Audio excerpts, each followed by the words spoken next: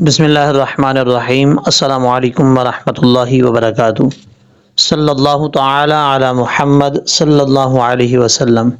آج کے اس ویڈیو کے اندر سورۃ البقرہ کا پارٹ نمبر 140 سٹارٹ کر رہے ہیں۔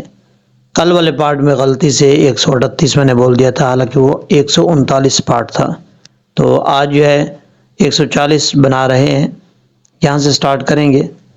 اعوذ باللہ من الشیطان الرجیم، بسم اللہ الرحمن الرحیم۔ آیت نمبر 225، دوسرا پارہ ہے، 11واں رکوع ہے۔ للذین یؤلون من نسائہم، لام سے لام زبر لا، للہ۔ اچھا، یہاں پر ہم نے کیونکہ سٹاپ کیا تھا، تو اگر سٹاپ نہیں کریں گے تو ملا کے جب پڑھیں گے یہاں پہ ادغام یرملون ہوگا۔ دو پیش کی تنوین کے بعد لام آ رہا ہے، تو یہاں پہ بغیر غننے کے ادغام ہوگا۔ للذین، اس طریقے سے پڑھا جائے گا۔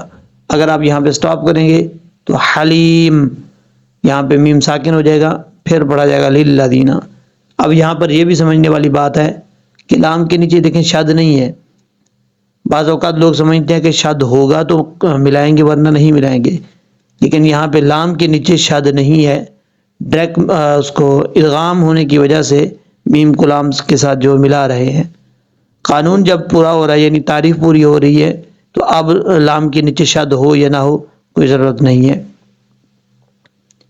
زال یا زرزی نون زبرنا، زینا، یہ زال جو ہے بغیر سیٹی کے ساتھ پڑھا جائے گا، اور زال کے بعد جو یا ہے یہ یا مدہ ہے۔ لیکن آپ کو کیسے پتہ چلے گا کہ یا مدہ ہے؟ آپ نے سب سے پہلے دیکھنا ہے کہ یا ساکن ہے کہ نہیں ہے، اور یا ساکن کون سا ہوتا ہے۔ دیکھیں، پہلے بھی بار بار بتا چکا ہوں کہ جس حرف کے اوپر جزم ہو وہ حرف ساکن ہوتا ہے۔ اب یہاں پر دیکھیں یا کے اوپر جزم ہے، یہ اوپر، تو یا کیا ہوا؟ ساکن ہوا۔ اب یا ساکن سے پہلے زیر ہے، اس لیے یا مدہ ہے، کیونکہ یا مدہ کی تعریف کیا ہے؟ یا ساکن سے پہلے زیر ہو تو یا مدہ ہوتا ہے۔ یہاں پر یا ساکن سے پہلے زیر ہے، ایک الف کی مقدار، اس کو لمبا کر کے پڑھیں گے۔ نون زبرنا، للذین، یا حمزہ پیش یو، یہاں پر یا کے بعد جو ہے یہ واو بھی ہے، حمزہ بھی ہے، لیکن ہم نے حمزہ کو ہی پڑھنا ہے، واو کو نہیں پڑھنا، واو صرف لکھی جاتی ہے۔ اور یہ حمزہ ساکن ہے، حمزہ ساکن جو ہے وہ جھٹکے کے ساتھ پڑھا جاتا ہے، یو، اس طریقے سے۔ لام واو پیش لو، نون زبرنا، یو لونا، لام کے بعد جو واو ہے یہ واو مدہ ہے، ایک الف کی مقدار، اس کو لمبا کر کے پڑھیں گے۔ یہاں پر اس لفظ کے اندر میم کے بعد جو نون ہے، دو نون اکٹھے آ رہے ہیں، ہم نے میم کو ملانا ہے اس نون کے ساتھ جس نون کے اوپر شد ہے، جس نون کے اوپر جزم ہے اس کے ساتھ نہیں ملانا، اس کو ہم چھوڑ دیں گے۔ میم نون زیر، من، نون زیر نی، من نی، سین الف مد زبر سا۔ اگر آپ مد کا نام نہیں لینا چاہتے تب بھی کوئی پرابلم نہیں ہے، آپ کو اتنا پتہ ہونا چاہیے کہ یہ مد ہے، کون سی مد ہے، اس مد کی مقدار کتنی ہے۔ یہاں پر الف کے اوپر جو مد ہے یہ مد متصل ہے۔ متصل کا مطلب ہوتا ہے ملا ہوا، مد کا مطلب ہوتا ہے لمبا کرنا، اور یہاں پر مد متصل کی مقدار کتنی ہے؟ تین الف کے برابر آپ اس کو لمبا کر کے پڑھ سکتے ہیں۔ اور مد متصل کی تعریف کیا ہے؟ حرف مد کے بعد حمزہ اسی لفظ میں ہو تو مد متصل ہوتی ہے۔ اب یہاں پر من نسائی، الف ہے، الف کے اوپر مد ہے، ایک ہی لفظ ہے یہ۔ اب ایک ہی لفظ کے اندر حرف مد الف ہے، حرف مد کے بعد حمزہ ہے، ایک ہی لفظ کے اندر، تو اس لیے یہاں پہ مد متصل ہو رہی ہے، تین الف کے برابر، اس کو لمبا کر کے پڑھیں گے۔ حمزہ زیر ای، ہا میم زیر ہم، من نسائہم، اس طریقے سے پڑھا جائے گا۔ اب اس کے بعد ہے تربص اربعۃ اشہر، تا زبر تا، را با زبر رب، صاد پہ سو، تربصو، حمزہ را زبر ار، با زبر با، عین زبر آ، تا زیر تی، اربعاتی. یہ را جو ہے ساکن ہے، اور را ساکن سے پہلے زبر ہو تو را پر پڑھا جاتا ہے، پر حالتوں میں سے ہے. عین کو کلیئر کر کے پڑھنا ہے، اربعاتی، اربعاتی. اچھا یہاں پر کئی لوگ بار بار جو ہے میسج کرتے ہیں کہ ہمیں عین نکالنے کا طریقہ نہیں آ رہا، ہم کوشش بھی بڑی کر رہے ہیں لیکن اس کے باوجود بھی عین ہم سے نہیں ادا ہو رہی. میں ان سب کو آج بتانا چاہتا ہوں عین اتنا بھی مشکل نہیں ہے جتنا لوگوں نے لگتا ہے کہ مشکل ہے، لیکن اس پہ پریکٹس جتنا زیادہ کریں گے اتنا ہی جلدی آپ کو عین نکالنا آ جائے گا. آپ کو میں نے بتایا تھا کئی ویڈیوز کے اندر یہ بات بتائی ہے کہ مختلف طریقوں سے پریکٹس کریں. کیسے؟ یعنی اگر عین آپ ٹھیک کرنا مطلب صحیح طریقے سے پڑھنا چاہتے ہیں تو عین کو کبھی ساکن کر کے پڑھیں، کبھی زبر کے ساتھ، کبھی زیر کے ساتھ. یہاں پر عین کے اوپر زبر ہے، کیسے پڑھیں گے؟ اربعا، عین زبر عا، اربعاتی، اربعاتی، اس طریقے سے. اور اگر عین کے نیچے زیر پڑھیں تو پھر عین زیر عی، اربعی، اس طریقے سے عی عی. یہ گلے کا جو درمیان ہوتا ہے نا، درمیان میں جو حلق ہے اس حلق سے جو ہے یہ عین ادا ہوتا ہے. عین اور ہا اسی جگہ سے ادا ہوتے ہیں، ایک سائڈ سے عین، دوسری سائڈ سے ہا. اب یہاں پر عین کو کھڑا زبر کے ساتھ پڑھتے ہیں. یہ میں پریکٹس کروا رہا ہوں، جو لوگ کہتے ہیں کہ ہمیں پرابلم ہوتی ہے تو کیسے پڑھیں گے؟ عین کھڑا زبر عا، عا، زیر کے ساتھ عین کھڑا زیر عی، عی، عین الٹا پیش عو، عو، عین الف زبر عا، عین واو پیش عو. اس طریقے سے پریکٹس کریں، اور جتنا زیادہ محنت کر کے پریکٹس کریں گے اتنا جلدی آپ کو عین پڑھنا آ جائے گا. اربعاتی، حمزہ شین زبر اش، ہا پیش ہو، را دو زیر رن، اشہورن. اب یہاں پر شین کے اوپر قلقلہ نہیں کرنا. بعض اوقات لوگ پڑھتے ہیں اشہورن، ایسا نہیں کرنا، غلط ہو جائے گا. آپ نے شین کو ساکن کرنا ہے کیونکہ ساکن ہے پہلے سے، تو اس میں آواز کو لوٹانا نہیں. اشہر، اس طریقے سے پڑھا جائے گا.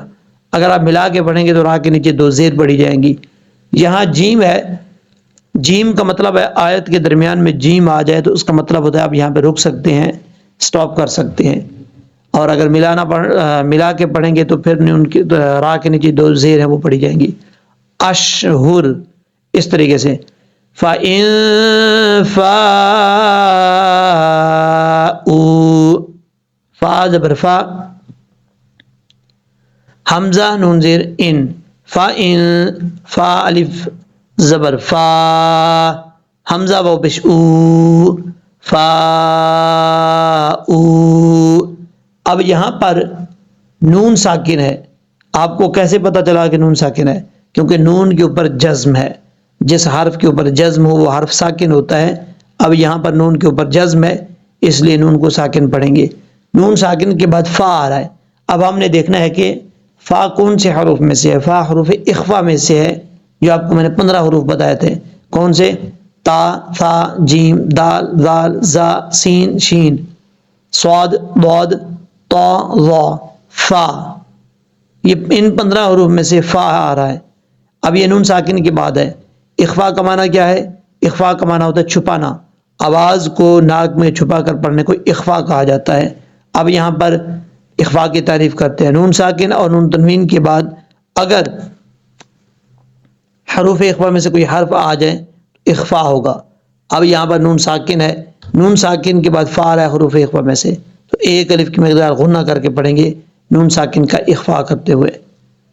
فَإِن فَاءُوا،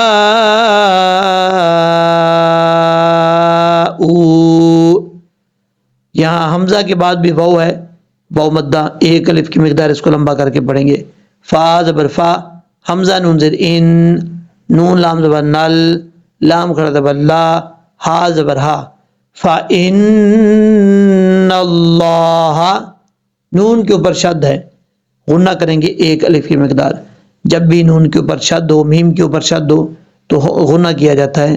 اور یہاں پر لفظ اللہ ہے، لفظ اللہ کو پر پڑھیں گے، کیونکہ لفظ اللہ سے پہلے زبر ہو یا پیش ہو تو لفظ اللہ موٹا پڑھا جاتا ہے، پر پڑھا جاتا ہے.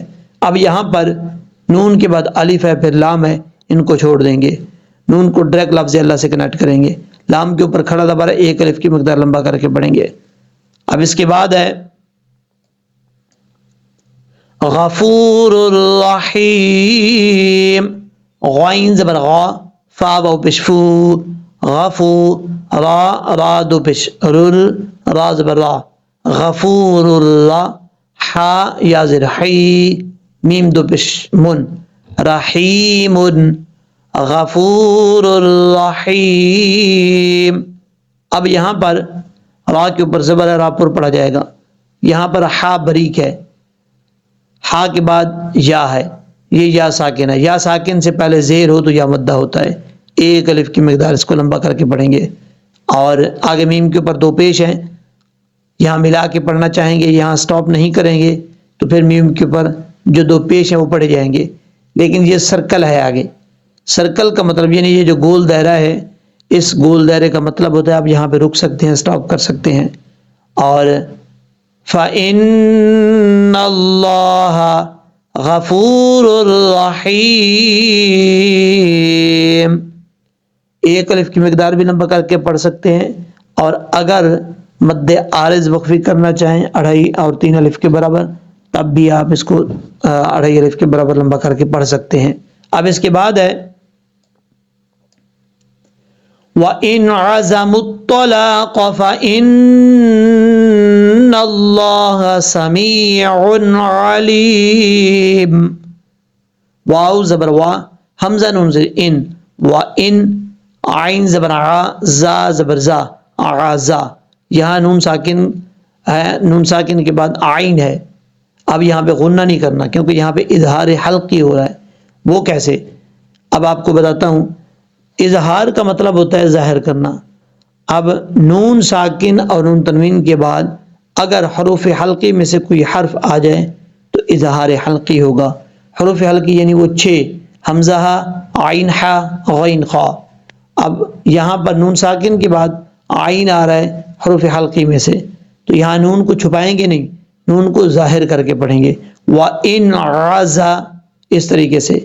زا حروف صفیریہ میں سے سیٹی کے ساتھ پڑھا جائے گا. میم طا پیش مت، طا زبر طا، لام الف زبر لا، قاف زبر قا، مطلقا. اب یہاں پر میم کو جب طا کے ساتھ کنیکٹ کریں گے تو بیچ میں الف اور لام ہے، واو ہے، الف ہے، چاروں حرفوں کو چھوڑ دیں گے، ڈائریکٹ میم کو طا کے ساتھ کنیکٹ کریں گے. طا حروف مستعلیہ میں سے پر پڑھا جائے گا. طا کا مخرج ہے زبان کی نوک اوپر والے دانتوں کی جڑوں سے لگے اور زبان جو ہے وہ اوپر کی طرف اٹھے گی تو طا پڑھا جائے گا. مطا، اس طریقے سے. لام الف زبر لا، قاف زبر قا، مطلقا. لام کے بعد الف ہے، الف مدہ ہے کیونکہ الف سے پہلے زبر ہو تو الف مدہ ہوتا ہے. قاف حروف مستعلیہ میں سے ہے پر پڑھا جائے گا. وَإِنْ عَزَمُوا الطَّلَاقَ. اب اس کے بعد ہے فا زبر فا، حمزہ نون زیر ان، نون لام زبر نل، لام کھڑا زبر لا، ہا زبر ہا.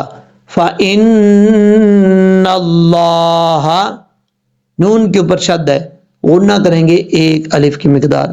اور یہاں لفظ اللہ ہے، لفظ اللہ سے پہلے زبر ہو تو پر پڑھا جاتا ہے، یہاں لفظ اللہ کو موٹا پڑھیں گے.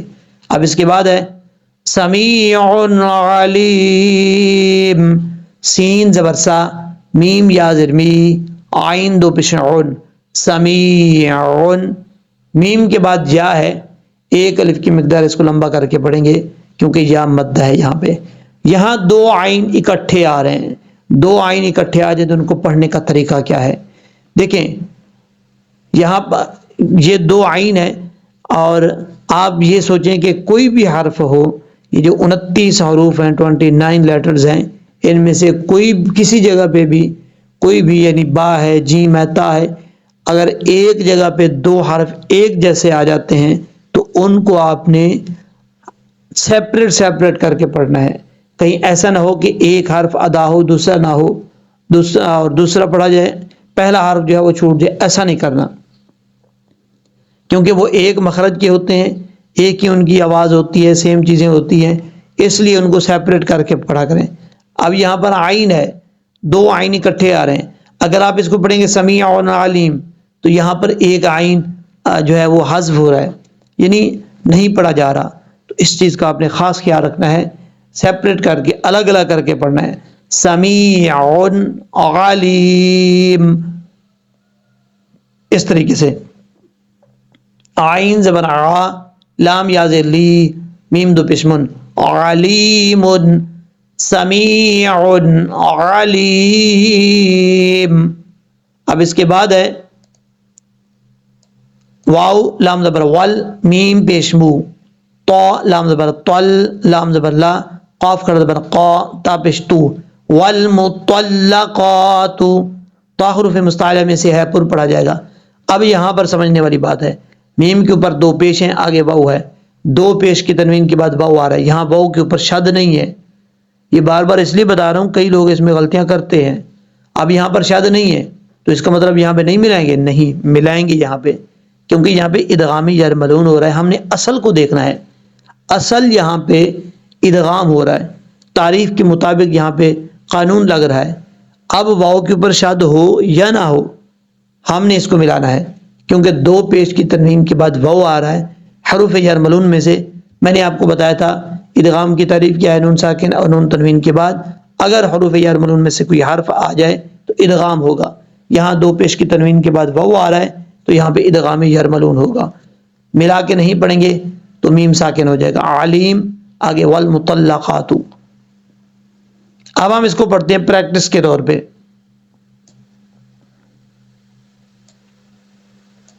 یہاں سے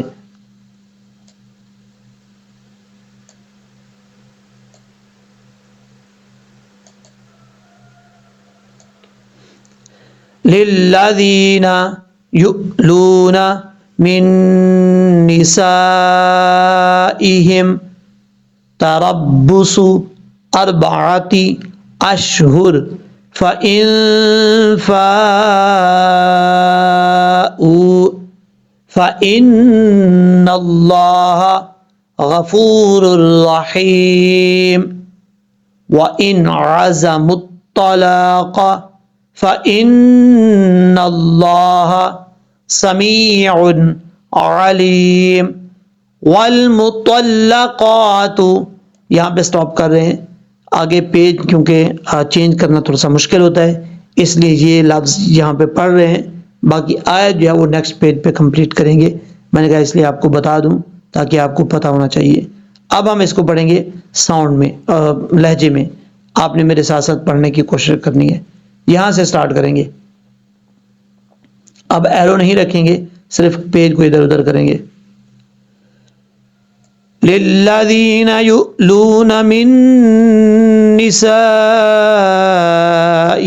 تربص اربعۃ اشہر فإن فاءوا